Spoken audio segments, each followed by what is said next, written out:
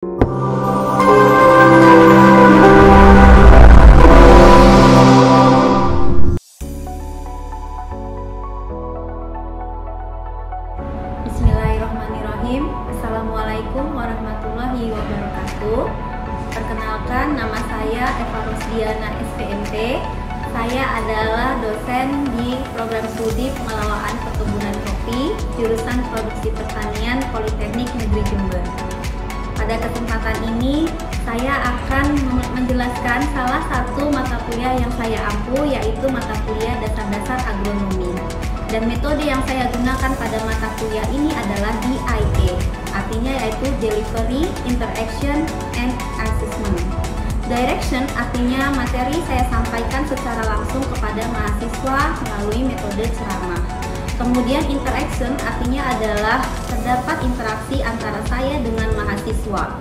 Kemudian assessment artinya adalah penilaian hasil belajar yang saya lakukan terhadap mahasiswa. Mata kuliah dasar agronomi pada prodi pengelolaan perkebunan kopi merupakan mata kuliah yang terdapat pada semester 1 atau semester ganjil. Mata kuliah ini mempunyai bobot 3 SKS untuk 1 SKS teori dan 2 SKS praktikum.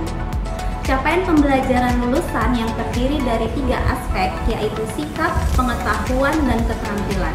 Untuk capaian pembelajaran berdasarkan aspek sikap pada mata kuliah ini yaitu yang pertama, bertakwa kepada Tuhan Yang Maha Esa dan mampu menunjukkan sikap religius. Kemudian yang kedua, menjunjung tinggi nilai kemanusiaan dalam menjalankan tugas berdasarkan agama, moral, dan etika. Dan yang ketiga, berkontribusi dalam meningkatkan mutu kehidupan bermasyarakat, berbangsa, bernegara, dan kemajuan peradaban berdasarkan Pancasila. Kemudian bisa menginternalisasi nilai, moral, dan etika akademik, menunjukkan sikap bertanggung jawab atas pekerjaan di bidang keahliannya secara mandiri, jujur, disiplin, dan bertanggung jawab dalam menjaga kerapian dan kebersihan peralatan dan dokumen kerja secara cermat dan teliti, memiliki jiwa smart, inovatif, profesional, integritas, produktif, kompetitif dalam bekerja. Sedangkan dari aspek pengetahuan, capaian pembelajaran pada mata kuliah dasar agronomi yaitu yang pertama, mampu menerapkan pemikiran logis, kritis, inovatif, bermutu, dan terukur dalam melakukan pekerjaan yang spesifik di bidang keahliannya, serta sesuai dengan standar kompetensi kerja bidang yang bersangkutan. Kemudian yang kedua, mampu menunjukkan kinerja mandiri, bermutu, dan terukur. Yang ketiga, mampu memelihara dan mengembangkan jaringan kerja sama dan hasil kerjasama di dalam maupun di luar lembaganya. Yang keempat, mampu bertanggung jawab atas pencapaian hasil kerja kelompok dan melakukan supervisi dan evaluasi terhadap penyelesaian pekerjaan yang ditugaskan kepada pekerja yang berada di bawah tanggung jawabnya.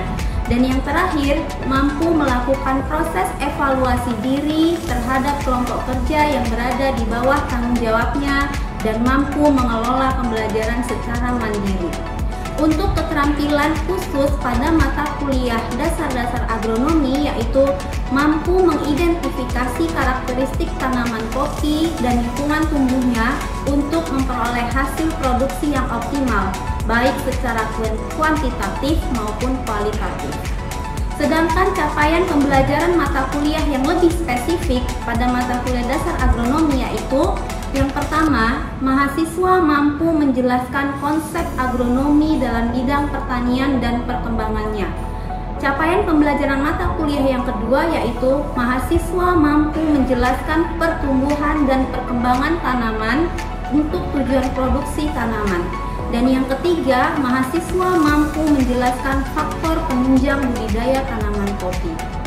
Pada mata kuliah dasar agronomi ini, deskripsinya adalah mata kuliah dasar agronomi mengantarkan mahasiswa untuk belajar dan mengenal tentang pertanian dan perkembangannya, serta peluang dan hambatannya, terutama dalam hal budidaya, dan memahami konsep agronomi dan peranannya dalam mencukupi kebutuhan sandang dan pangan, sistem perbanyakan tanaman, faktor lingkungan tumbuh tanaman, kesuburan dan kesesuaian lahan, teknik budidaya tanaman, serta pengendalian mutu hasil panen.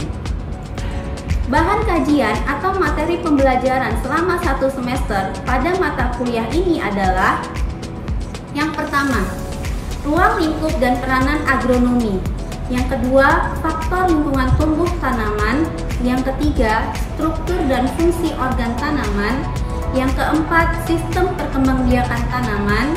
Yang kelima, kesuburan dan kesesuaian lahan. Yang keenam, teknik budidaya tanaman. Yang ketujuh, pengendalian OPT tanaman. Dan yang kedelapan, pengendalian mutu hasil panen. Untuk referensi yang saya gunakan pada mata kuliah ini berasal dari buku-buku dasar agronomi, kemudian modul, jurnal, serta buku praktikum kerja mahasiswa. Bentuk yang saya gunakan dalam perkuliahan mata kuliah ini yaitu dengan sistem SCL atau Student Centered Learning atau berpusat pada mahasiswa. Sedangkan strategi yang saya gunakan untuk meningkatkan pemahaman dan hasil belajar mahasiswa yaitu beberapa metode atau strategi. Yang pertama, saya melakukan secara tatap muka langsung, kemudian adanya diskusi, kemudian adanya demonstrasi. Media yang saya gunakan pada mata kuliah dasar agronomi ini adalah melalui PowerPoint atau PPT, kemudian bisa menggunakan YouTube, kemudian e-learning, buku referensi, dan sebagainya. Materi yang saya berikan kepada mahasiswa kemudian saya upload di e-learning jurusan produksi pertanian. Untuk jurusan produksi pertanian, selain mempunyai e-learning yang bisa di-share tugas, materi juga bisa dilaksanakan untuk ujian-ujian.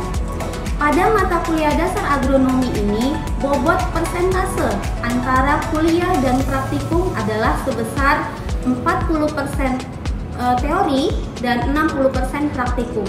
Dikarenakan pada Politeknik Negeri Jember sendiri merupakan perguruan tinggi vokasi, lebih mengedepankan kepada praktek atau keahlian dan kompetensi. Untuk strategi penilaian yang dilakukan pada mata kuliah dasar-dasar agronomi jurusan produksi pertanian pada prodi pengelolaan perkebunan kopi, yaitu ujian tengah semester sebesar 40%, ujian akhir semester sebesar 40%, tugas, kuis sebesar 20%. Dan untuk penilaian praktikum itu ada nilai keaktifan lahan atau kehadiran itu 50%, kemudian sikap atau interaktif itu sebesar 20%, dan dilakukan responsi atau pretest dan post-test sebesar 30%. Dilakukan evaluasi terhadap kehadiran dan partisipasi aktif pada mahasiswa dalam mengikuti kuliah secara menyeluruh. Untuk UTS dan UAS dilaksanakan sesuai dengan ketentuan pada program D4 Politeknik Negeri Jember. Kemudian untuk praktek juga mempunyai bobot penilaian, yaitu nilai lapang sebesar 50%, kemudian sikap 20%, responsi, pretest, post-test sebesar 30%. Sedangkan untuk penilaian teori, ujian tengah semester sebesar 40%, kemudian ujian akhir semester sebesar 40%, tugas, kuis sebesar 20%. Untuk penilaian tugas, kuis, dan praktek itu bisa dilakukan di JPP e-learning. Demikianlah yang dapat saya sampaikan. Silahkan simak tayangan video pembelajaran saya berikut ini. Selamat menyaksikan.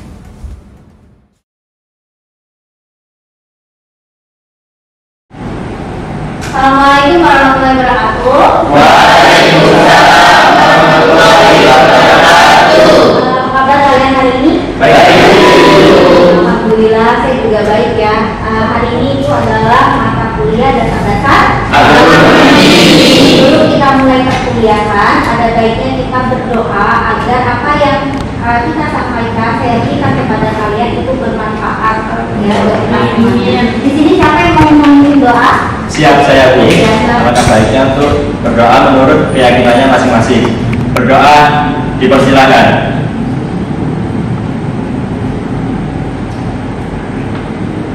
Berdoa dicukupkan. Oke, terima kasih ya.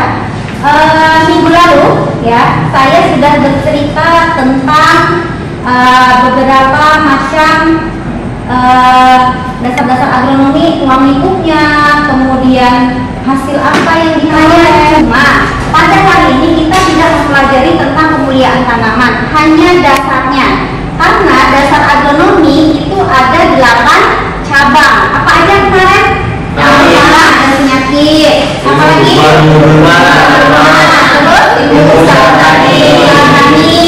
Terus tanaman. Nah, siapa? Saya Bu. Ya, silakan. Untuk gambaran. Sendiri aja nggak apa-apa. Cukup nggak? Ya, gambar apa ini? Untuk di depan itu ada gambar yang pertama ada gambar orang nikah. Ya, yang kedua ada bayi. Yang ketiga ada mbak-mbak. Oke, ada yang mau menambahkan ini maksudnya apa sih? Saya berdiri. Ya, silakan. Iya, berdiri. Gambar pertama itu ada seorang laki-laki dan perempuan yang sedang melaksanakan pernikahan, married. Iya. Dan yang kedua itu ada anak bayi, anak kecil balita. Mungkin dia sedang duduk, sedang menonton televisi. Oke. Dan gambar nomor 3 itu ada seorang cewek sedang memegang buku, mungkin dia mau Ada orang berbuka. dewasa. Ada yang tahu waktu ini seperti apa? Ya, silakan. Itu siklus kehidupan bukan? Siklus kehidupan. Oke, baik. Saya jelaskan ya. Apa sih maksudnya? Ada hubungan apa sih? Ya, ini dengan yang akan saya ajarkan sekarang, yang saya berikan materi. Perkawinan ini dalam konteks kemanusiaan atau manusia. Kalau tanaman ada prosesnya. Ya, di sini saya akan menjelaskan hubungannya dengan kita adalah perkembangbiakan tanaman yang terjadi ada 2 jenis. Ya, di sini ya, sistem perkembangbiakan tanaman itu ada 2, secara seksual atau kalau bahasa pertaniannya itu generasi, ada sperma, berarti dia melalui perkawinan kemudian menghasilkan benih, ya kan? Dari benih ini dari mana nih benihnya? Dari persatuan sel kelamin jantan dan sel kelamin betina. Itulah kalau misalnya tanaman dikawinkan. Nah, kalau yang kedua itu ada namanya perbanyakan secara aseksual atau kalau bahasa pertaniannya itu adalah secara vegetatif. Dia tidak melalui perkawinan. Terus dari mana nih?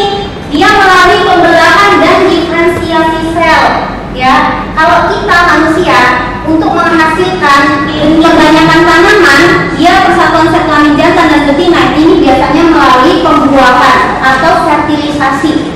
Nah, di sini saya akan memberikan yang dasar saja, yang secara seksual generatif melalui biji. Kemarin kalian praktek pakai benih kan? Benih kopi. Nah, itu secara generatif. Nah, dan jangka waktu berbuahnya itu lebih panjang. Tapi ada juga nih kelemahannya. Apa kelemahannya? Nah, kelemahannya di sini adalah waktu untuk mulai berbuahnya itu lebih lama. Kemudian sifat turunannya itu tidak sama dengan induknya.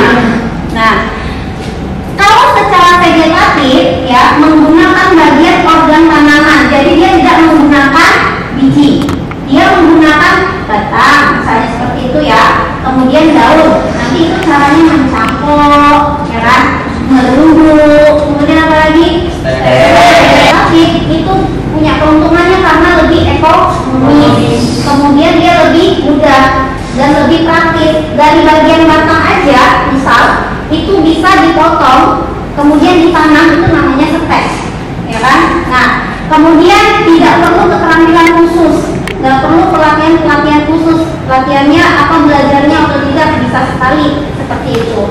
Nah, kemudian di sini perkembangbiakan vegetatif pada tanaman. Yang saya bahas adalah yang vegetatif untuk minggu ini.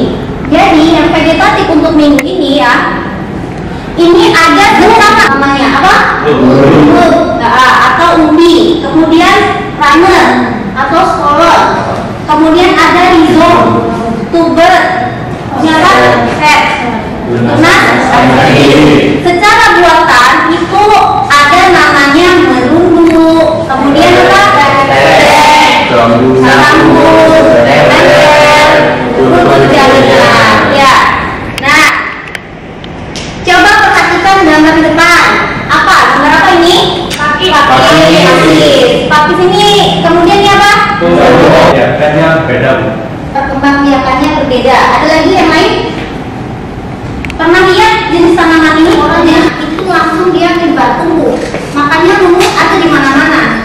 Iya, iya kan? Lumut menyukai tempat yang sama kayak kalau misalnya kita nggak mandi, habis itu jarang mandi, jamuran nggak? Jamuran adalah alat kebanyakan yang terdiri atas satu atau beberapa sel yang dihasilkan dengan berbagai cara pada tumbuhan tingkat rendah.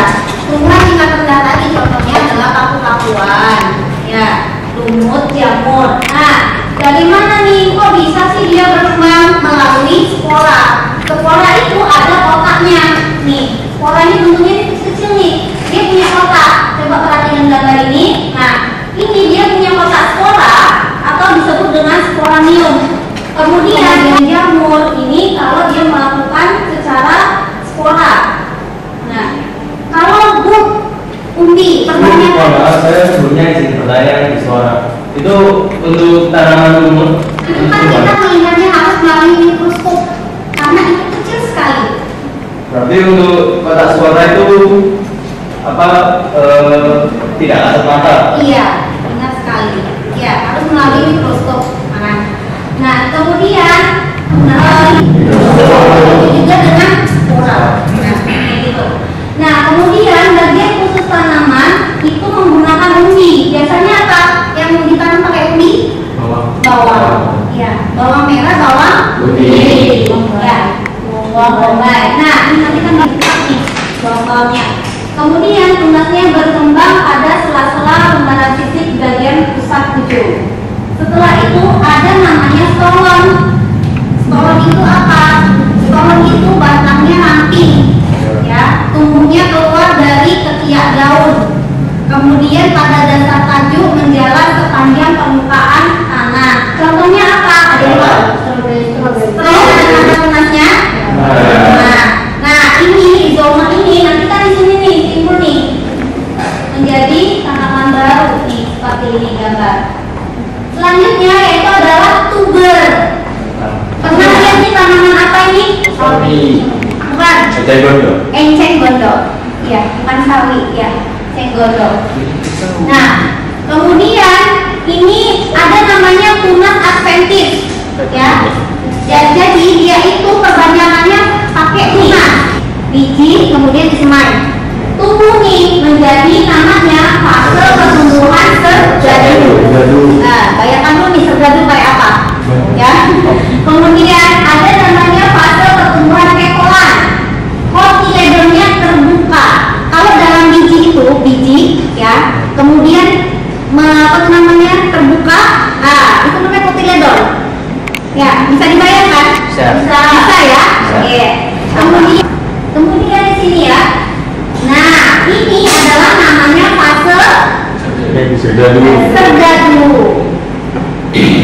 Ini fase kemudian kotiledon. Semua ya. Oke. Nah, ini kalau sudah ada cabangnya, ya, dimorfisme. Oke, ini nanti kalau sudah tumbuh sempurna seperti ini sudah jadi bibit, ya. Nah, sekian pertemuan dari saya. Sebelum saya akhiri, ya, ada yang ingin bertanya? Bu, izin bertanya. Ya, Kesha. Mungkin kan dalam apa fase penyemaian itu penyemaian kopi lebih spesifiknya, apakah ada potensi untuk bibit kopi itu bisa terserang penyakit? Terus mungkin apa ada cara menangani? Oke, baik, terima kasih Kesha atas pertanyaannya. Tidak dikasih perlakuan berupa fungisida bisa, tapi harus dijaga kelembaban tanahnya. Yang pertama secara vegetatif, yang kedua vegetatif. Kemudian kalau secara generatif itu melalui perkawinan. Kalau vegetatif, perkembangbiakan vegetatif tanaman ada dua jenis juga, secara alami. Kalau secara alami contohnya menggunakan spora. Terus umbi.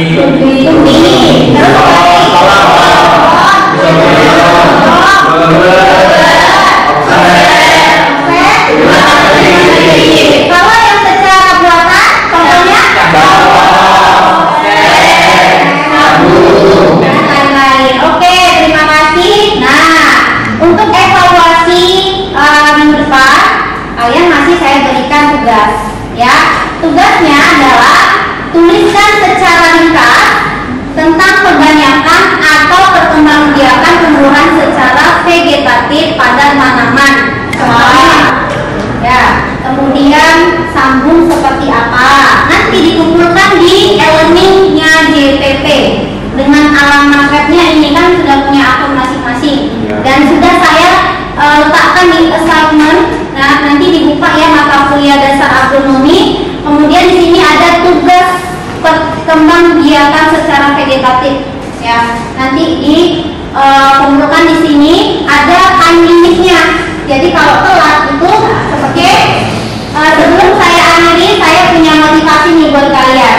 Motivasinya adalah cara mudah untuk merubah dunia adalah dengan merubah diri sendiri menjadi lebih baik.